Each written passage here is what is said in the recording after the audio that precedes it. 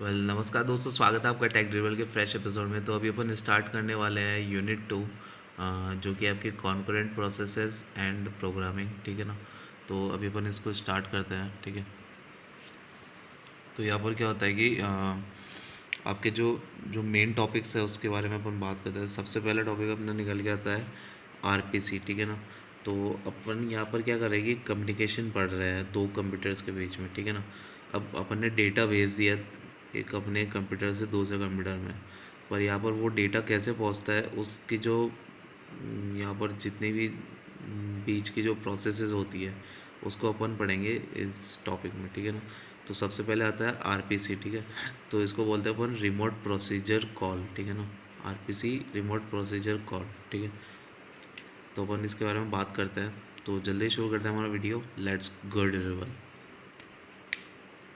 सबसे पहले बात करते हैं RPC is a protocol that one program use to request a service from a program located in another computer on a network without having understand the network details. ठीक है ना। अब RPC क्या करता है कि एक प्रोटोकॉल है। ठीक है ना। प्रोटोकॉल मतलब सेट ऑफ रूल्स है जो कि हेल्प करते हैं एक कंप्यूटर को जो कि एक प्रोग्राम रन कर रहा है। ठीक है ना। अब उसको मान लीजिए किसी दूसरे कंप्यूटर की सर्विस चाहिए उस प्रोग्राम को रन करने के लिए।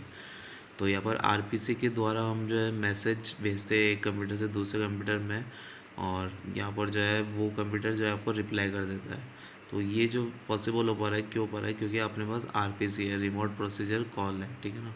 तो यहाँ पर अपने को उसके ना तो उसकी नेटवर्क डिटेल्स पता होती है, फिर भी अपन जो है उसको कम्युनिकेट कर पाते हैं। तो ये सब पॉसिबल है आरपीसी की मदद से। ठीक है। अब मान लीजिए कि आप जो है जीमेल, इसका एग्जांपल है जीमेल। ठीक है ना। अब आपको ये तो नहीं पता कि भाई जीमेल पे जो है कौन सा नेटवर्क काम कर रहा है या फिर कैसे उसकी वर्किंग हो रही है, पर आप जो है फिर भी अपने मोबाइल से जो है लॉगिन कर पाते हैं जीमेल पे। आप लॉगिन के लिए रिक्वेस्ट भेजते हैं, अपना आईडी पासवर्ड डालते हैं और लॉगिन क्लिक करते हैं। तो आपकी जो लॉगिन रिक्वेस्ट जाती है जीमेल के सर्वर पर, और जीमेल का सर्वर चेक करता है कि आप सही हो या नहीं, और वो जो है आपको वापस से रिप्लाई बैक कर देता है और आप जो है लॉगिन कर जाते हो अपने आईडी में। ठीक है। तो ये तो वो आपका आरपीसी के बारे में। अब यहाँ पर आरपीसी जी क्या होता है कि remote procedure call is a function of call और सब रूटीन कॉल। ठीक है ना। तो अपन ये फंक्शन कॉल होता है या फिर सब रूटीन कॉल होता है। अब ये जो आपका क्लाइंट सर्वर मॉडल को फॉलो करता है। ठीक है ना। तो क्लाइंट सर्वर मॉडल अपन ने पहले पिछली यूनिट में भी देखा था। तो यहाँ पर क्लाइंट ने रिक्वेस्ट भेजी और यहाँ पर जो है सर्वर को रिक्वेस्ट मिली, तो यहाँ पर वो काम करता है और वापस से रिप्लाई बैक करता था, वो क्लाइंट को वो रिक्वेस्ट मिल जाती है। ठीक है। और इस बीच में जब तक रिक्वेस्ट नहीं मिलती तब तक सर्वर जो आपका है रेस्टिंग पोजीशन पे होता है। ठीक है। अब इसके बाद में क्या कर देगी, इसमें जो है 5 एलिमेंट्स होते हैं। ठीक है। आरपीसी में पहला होता है क्लाइंट, दूसरा होता है क्लाइंट स्टब, तीसरा होता है आरपीसी रन टाइम, चौथा होता है सर्वर स्टब, और पांचवा होता है सर्वर। ठीक है ना। अब क्लाइंट और सर्वर तो आपको पता ही है क्या होता है। ठीक है ना। अब क्लाइंट स्टब और सर्वर स्टब क्या होता है ये बता देता हूँ आपको। क्लाइंट स्टब क्या होता है कि एक पीस ऑफ स्टब बताता हूँ पहले। स्टब क्या होता है कि पीस ऑफ कोड होता है जो कि आपको कम्युनिकेट करने में मदद करता है एक सर्वर से। ठीक है ना। सर्वर से क्लाइंट तक या फिर क्लाइंट से सर्वर तक कम्युनिकेट करने में मदद करता है। अब जब मान लीजिए आपके पास क्लाइंट स्टब है, तो क्लाइंट स्टब आपकी मदद करेगा कि आप जो है अपनी रिक्वेस्ट को अपने सर्वर तक पहुंचा सके। ठीक है ना। और सर्वर स्टब होगा तो सर्वर स्टब को ये मदद करेगा कि सर्वर जो है आपकी रिक्वेस्ट का रिप्लाई बैक कर सके अपने क्लाइंट को। ठीक है ना। तो ये सर्वर स्टब जो है इसमें मदद करता है। ठीक है। अब आरपीसी रन टाइम क्या होता है कि रिमोट प्रोसीजर कॉल का रन टाइम होता है। ये इसका कुछ प्रोग्राम्स डिफाइंड होते हैं जो कि ट्रांसमिशन को हैंडल करते हैं क्लाइंट और सर्वर के बीच में, जो भी आपने डाटा भेजा उसको। सबसे पहला था क्लाइंट। ठीक है। क्लाइंट क्या होता है, user process which initiate RPC. Client मतलब आप खुद, और it invokes the procedure in client stub. तो क्लाइंट का काम क्या होता है कि क्लाइंट स्टब में इन्वोक कर देता है प्रोसीजर को। ठीक है ना। अब इसको मैं सबसे पहले आपको डायग्राम से बता देता हूँ कि यहाँ पर क्या काम होने वाला है। इसको आप जो है अपनी लैंग्वेज में लिख सकते हैं। ठीक है। अब मैं सबसे पहले आप लोगों को डायग्राम समझा देता हूँ क्या होता है यहाँ पर। ये मान लीजिए आपका क्लाइंट साइड है और ये आपका सर्वर है। ठीक है ना। तो अब आपका ये जो क्लाइंट है और इसके बाद जो है एक प्रोसीजर है। ठीक है ना।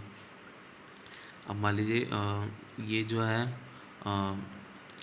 आप यूज़र है आप, तो आप जो है अपने प्रोसीजर को कॉल करता है, ठीक है ना, उसमें कुछ वैल्यूज़ डालता है, ठीक है ना, तो वो कॉल कहाँ जाती है आपके क्लाइंट स्टब को, ठीक है ना।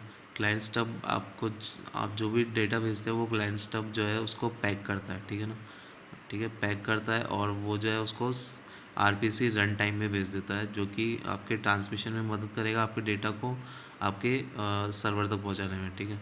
तो आरपीसी रन टाइम जो है आपका लेता है डेटा और उसको सेंड कर देता है आपके जो डेटा पैकेट्स होते हैं उनको सेंड कर देता है और आपके ये पहुंच जाते हैं सर्वर पर, ठीक है। सर्वर पे जो सर्वर का आरपीसी रन टाइम होता है वो उसको रिसीव कर लेता है, ठीक है ना। अब ये जो क्लाइंट स्टब, ये जो आपका सर्वर स्टब होगा, जो आपका सर्वर साइड पर है सर्वर स्टब, वो क्या करेगा कि अब जो पैक करके आपने डेटा भेजा था उसको अनपैक करेगा, ठीक है ना, और सर्वर को बताएगा कि भाई ये डेटा है, उसकी जो कॉल आपने करी थी वो जो है सर्वर को मिल जाएगी और वो कॉल जो है एग्जीक्यूट होगी और उसके बाद में आपको जो रिटर्न है, ठीक है ना, अब वो जो आपको जो भी आउटपुट आएगा उसका रिटर्न आके रिटर्न करेगा वो अपने वापस से सर्वर स्टब को कि भाई तो क्लाइंट को वापस से पहुंचा दे। तो सर्वर स्टब जो है डेटा लेगा यहाँ से और उसको पैक करेगा, फिर उसके बाद में आरपीसी रन टाइम को भेजेगा ताकि वो सेंड कर दे क्लाइंट के पास। तो आरपीसी रन टाइम सेंड करेगा और रिज़ल्ट पैकेट्स अपने जाते हैं और रिसीव हो जाते हैं आरपीसी रन टाइम में, जो कि आपका क्लाइंट का है, ठीक है। फिर आरपीसी रन टाइम जो है क्लाइंट स्टब को दे देता है, जो कि अनपैक करता है आपका डेटा और फिर वो जो है आपको मिल जाता है और आपको रिज़ल्ट दिखाई दे देता है, जो भी आपने कॉल करी होती है प्रोसीजर को उसका रिटर्न आपको मिल जाता है, ठीक है ना। तो ये जो आपका वर्किंग है आरपीसी रिमोट प्रोसीजर कॉल की, ठीक है। तो क्लाइंट तो आप समझिए क्या होता है, आप जो यूज़र है वो है क्लाइंट। सब क्या करता है कि आपके डेटा को जो है पैक और अनपैक करता है, ठीक है ना। जब आप भेजते हैं डेटा को तो उसको पैक कर देता है और जब आपके पास डेटा आता है, ठीक है ना, तो उसको अनपैक करने का काम करता है आपका क्लाइंट स्टफ, ठीक है। तो ये जो आपका नेक्स्ट लाइन जो है वो अनपैक के बारे में लिखी गई है। On receipt of result it unpacks the result and passes it to client, ठीक है। फिर आपका था RPC run time, it handles the transmission of message between client and server, ठीक है। इसका काम क्या होता है, ट्रांसमिशन को कंट्रोल करेगा मैसेजेस को क्लाइंट और सर्वर के बीच में। फिर उसके बाद आपका सर्वर स्टब। सर्वर स्टब क्या करता है कि आपका जितने भी आपको डेटा मिलेगा इसको क्लाइंट से, ठीक है ना, उसको ये अनपैक करेगा और सर्वर को भेज देगा और जो भी सर्वर रिप्लाई करेगा ना उसको ये पैक करके वापस से क्लाइंट को भेज देगा, ठीक है ना। तो ये जो काम होता है आपके सर्वर स्टब का।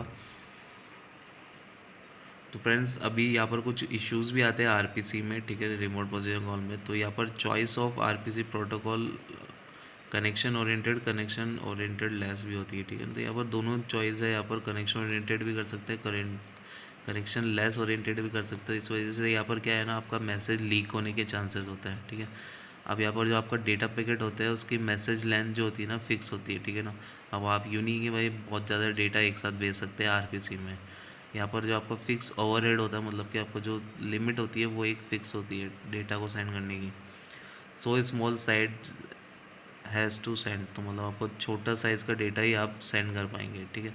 तो फ्रेंड्स ये था अपना आरपीसी के बारे में, ठीक है। आई होप कि आपको समझ में आ गया होगा कि रिमोट प्रोसीजर कॉल क्या होता है। तो अगर आपको वीडियो पसंद आया तो लाइक कीजिए और शेयर कीजिए इस वीडियो को, और अगर आपने मेरे चैनल को अभी तक सब्सक्राइब नहीं किया है तो जल्दी से सब्सक्राइबर काउंट को बढ़ाते जाइए, और जैसे भी हो आप जो है चैनल को सब्सक्राइब करिए और ज़्यादा से ज़्यादा। तो थैंक यू सो मच, जय हिंद, वंदे मातरम।